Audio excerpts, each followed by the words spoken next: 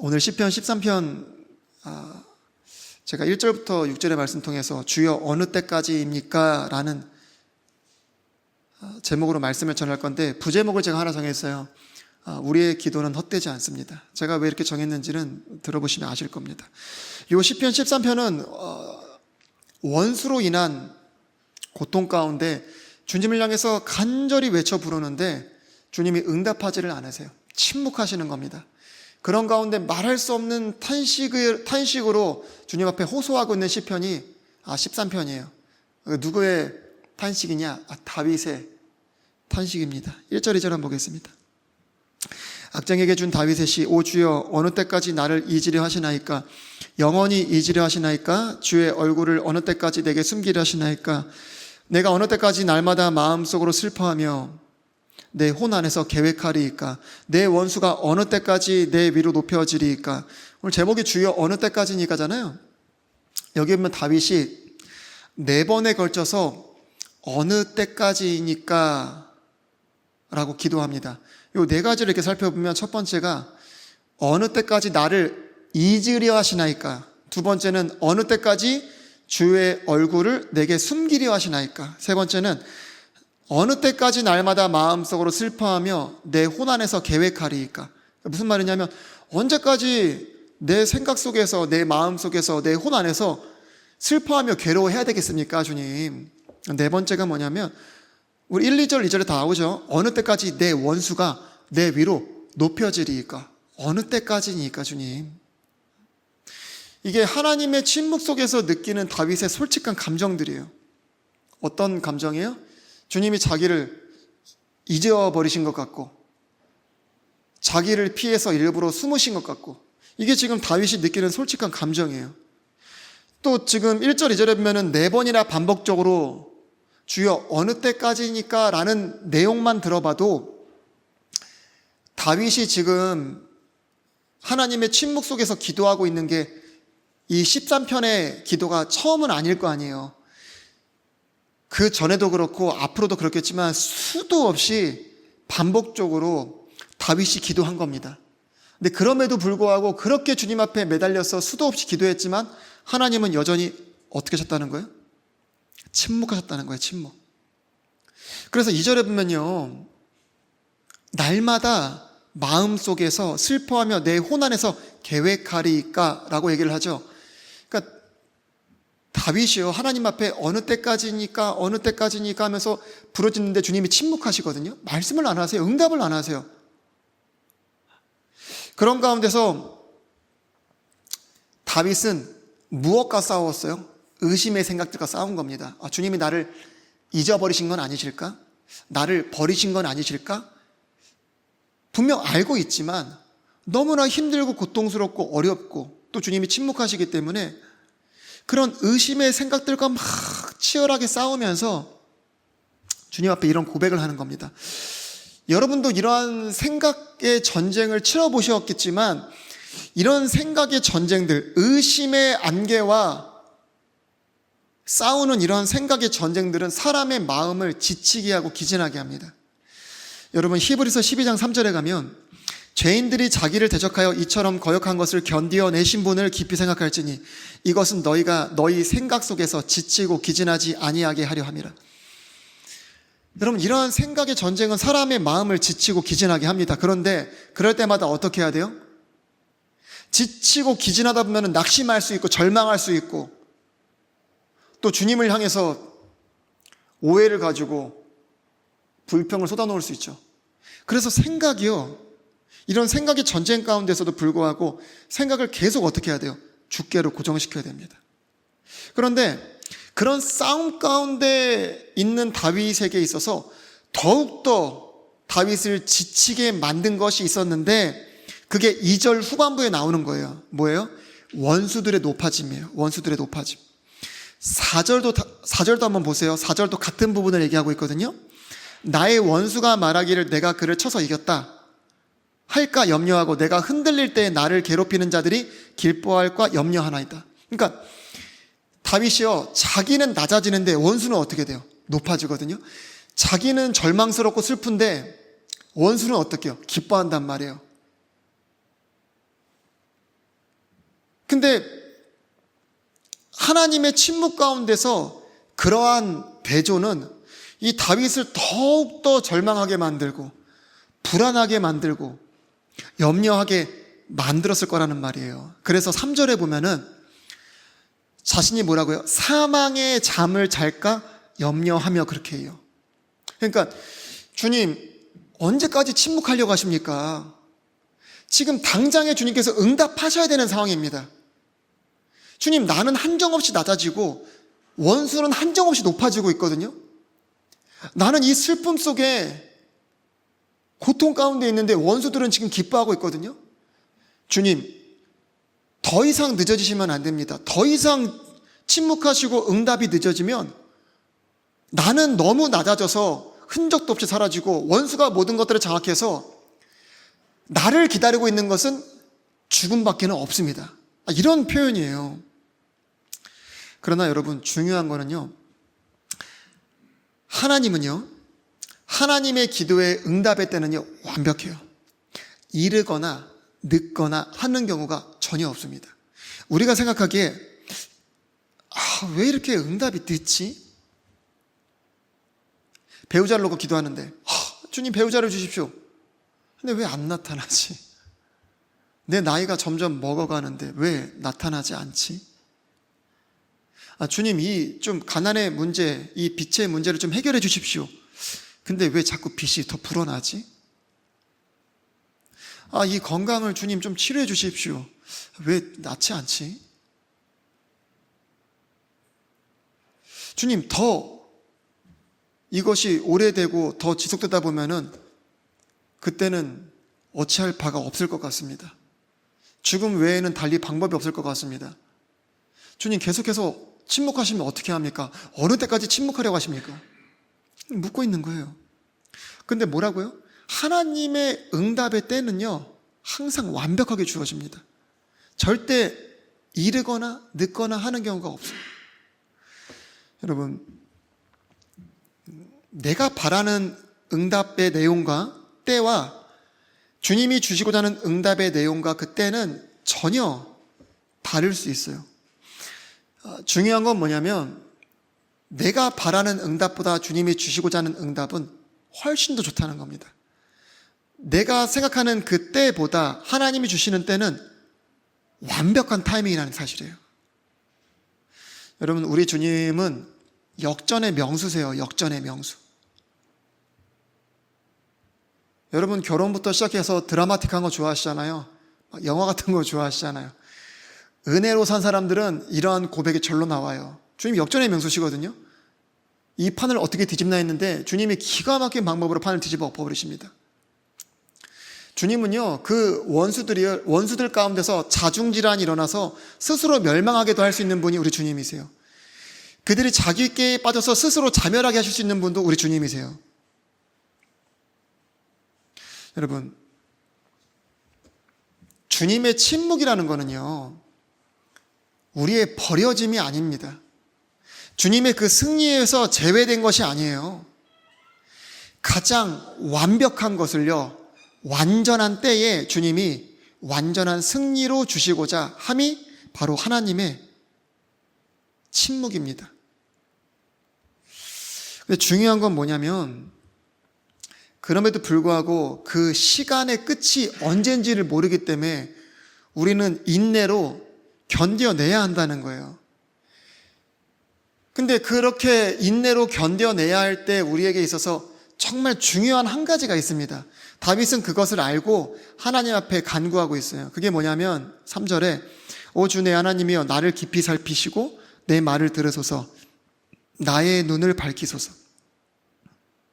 영적인 눈이 열리는 거예요, 여러분. 여러분, 다윗은 주님 앞에 주님 나의 눈을 밝혀주십시오. 여러분, 고통이 너무 심해지고 고통이 길어지다 보면요 영적인 분별과 판단력을 잃어버릴 수 있습니다. 그러니까 하나님보다 뭐가 더 크게 보여요? 문제 자체가 더 크게 보일 수 있습니다. 하나님보다 원수의 강함이 더 강해 보일 수가 있습니다.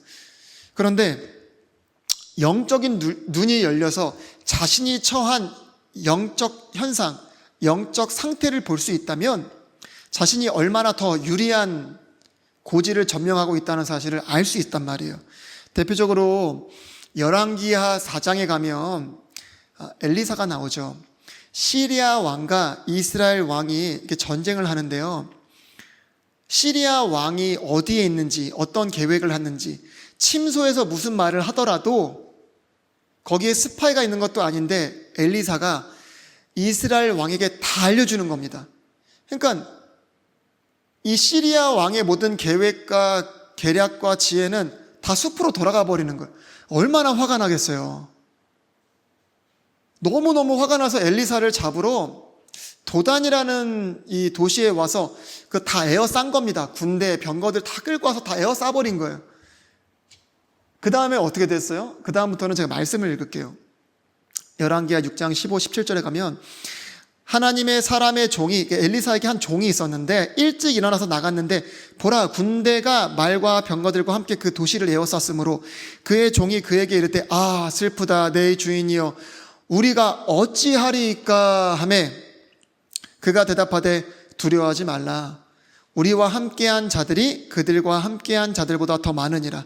엘리사가 기도하여 이르되 주여 원하건대 그의 눈을 여시사 그가 보게 하옵소서 하니 주께서 그 청년의 눈을 여심해 그가 보니 보라 불말과 불병거가 산에 가득하여 엘리사를 둘렀더라.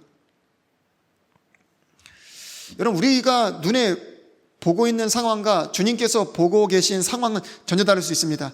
엘리사와 그의 종이 보고 있는 것이 전혀 달랐던 것처럼, 그러니까 우리가 바라보는 때, 우리가 바라보는 응답의 내용과 주님이 주시고자 하는 그런 응답의 때와 응답의 내용은 전혀 다를 수 있죠. 어떤 것이 더 좋냐라고 한다면 주님이 주시는 때, 주님이 주시는 것이 훨씬 더 좋습니다. 중요한 건 뭐가 문제예요? 우리의 눈이 열리지 않는 게 문제입니다. 그러니까 우리는 주님이 더 좋은 것을 주실 것에 대한 믿음이나 기대나 소망이 잘 없어요. 당장에 지금 내가 붙잡지 못하는 것, 당장에 내가 지금 놓친 것들, 거기에 모든 신경이 다 있는 겁니다. 그냥 그것만이 아깝고 그것만이 아쉽고 하나님의 때를 놓친 것 같고 다시는 그 때가 오지 않을 것 같고, 이게 사람의 어리석음입니다. 제발 영적인 눈을 열어달라고 하나님 앞에 기도하십시오. 절대 지금의 상황이 최악의 상황이 아니라는 사실이 보여졌으면 좋겠습니다. 우리 5절 6절 보겠습니다. 그러나 내가 주의 국류를 신뢰하였사오니 내 마음이 주의 구원을 기뻐하리이다. 내가 주께 노래하리니 이는 그분께서 나를 관대히 대하셨기 때문이로다. 여러분 지금 다윗이요 원하는 결과를 보지 못했잖아요. 원하는 응답을 지금 받지 못했잖아요. 달라진 게 지금 없잖아요. 근데 그럼에도 불구하고 지금 다윗이 뭐라고 해요? 주님의 국류를 신뢰하고 구원을 기뻐하고 주님을 찬양한단 말이에요.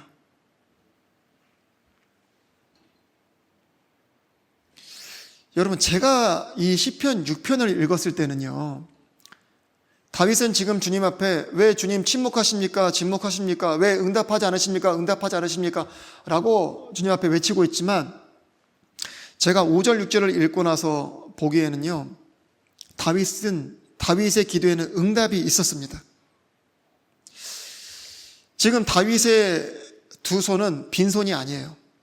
여러분 다윗의 두 손에 지금 뭐가 가득합니까? 믿음이 가득하잖아요. 믿음이 충만하지 않습니까, 여러분? 하나님께서는요, 다윗에게요, 다윗이 원하는 것보다 더 좋은 것을 주셨어요.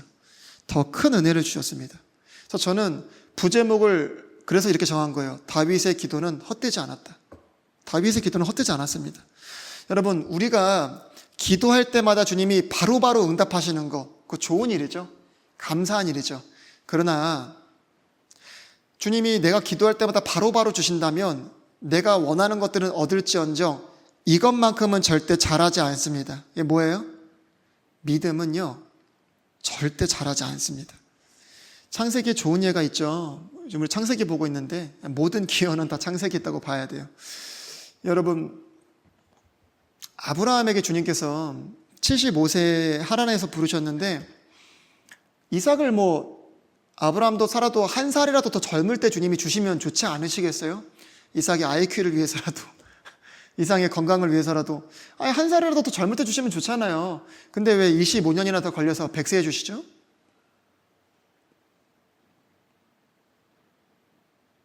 아니, 굳이 100세에 주실 필요는 없잖아요.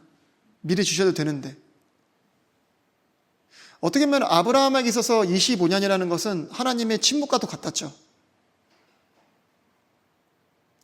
주신다 말씀을 하시는데 주질 않으시니까 정확히 몇 월 며칠 언제 이런 말씀 안 하시거든요. 침묵과 크게 다를 것이 없습니다. 그런데 우리가 잘 알고 있다시피요, 100세에 이삭을 받았어요. 그러나 주님의 목적은 그것만은 아니었거든요. 22장에 가면은 아브라함이 누구를 하나님 앞에 드리죠? 이삭을 드립니다. 그때 그 아브라함의 믿음을 주님이 인정하세요. 하나님을 경외하고 두려워하는 그 마음을, 그 믿음을 주님이 인정하십니다. 여러분, 만약에 아브라함에게 주님께서 이삭을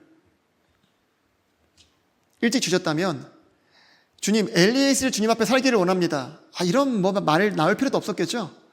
하갈과 결혼했다. 이런 일이 있을 필요도 없겠죠. 그러면 이스마엘과 이삭의 싸움도 있을 필요가 없겠죠.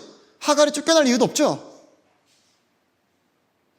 주님이 미리 응답하셨다면. 그런데 왜 주님께서 그렇게 25년이라는 시간 동안 이삭을 주지 않으셨을까요? 단순한 거예요.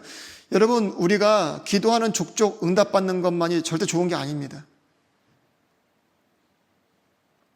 때로는 하나님의 침묵을 통해서 오랜 시간에 걸쳐 주님이 주실 때 우리의 믿음은 성장하고, 믿음은 연단되어지고, 믿음은 정금과 같이 변합니다. 하나님의 침묵은요, 우리에게 더 큰 은혜를 주시기 위해서, 우리의 믿음을 위해서, 가장 좋은 때에 가장 좋은 것을 주님이 주시기 위해서 우리에게 증표로 그것을 주시는 것이 하나님의 침묵인 겁니다. 여러분, 우리의 삶도 사실 마찬가지죠. 각자의 삶 가운데 여러 가지 원수들로 인한 고통이 있을 수 있어요. 제가 처음에도 잠깐 말씀드렸지만 자신이 갖고 있는 오래된 병일 수도 있죠, 여러분. 저도 그런 부분이 있지만 주님 앞에 기도해도 거기에 대한 어떤 응답이나 깨달음이나 그런 게 크게 없어요, 여러분. 주님이 마치 침묵하시는 것과 같습니다. 또 어떤 사람에겐 결혼의 문제일 수도 있고, 가정의 문제일 수도 있고, 자식의 문제, 부모의 문제, 남편과 아내의 문제일 수도 있어요. 근데 기도해도 주님이 크게 말씀하지 않으시고 해결되지 않는 그런 문제일 수 있어요. 자신은 낮아지고 원수는 높아지는 것을 적용해 본다면 어떨까요?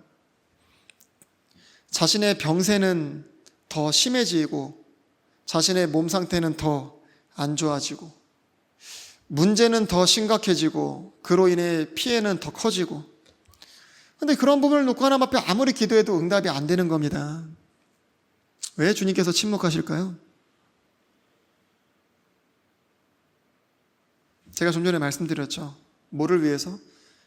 더 큰 은혜를 주시기 위해서, 우리의 믿음을 주시기 위해서. 바로 주시게 되면요, 응답은 받을지언정 뭐는 잘하지 않다고요? 믿음은 잘하지 않습니다.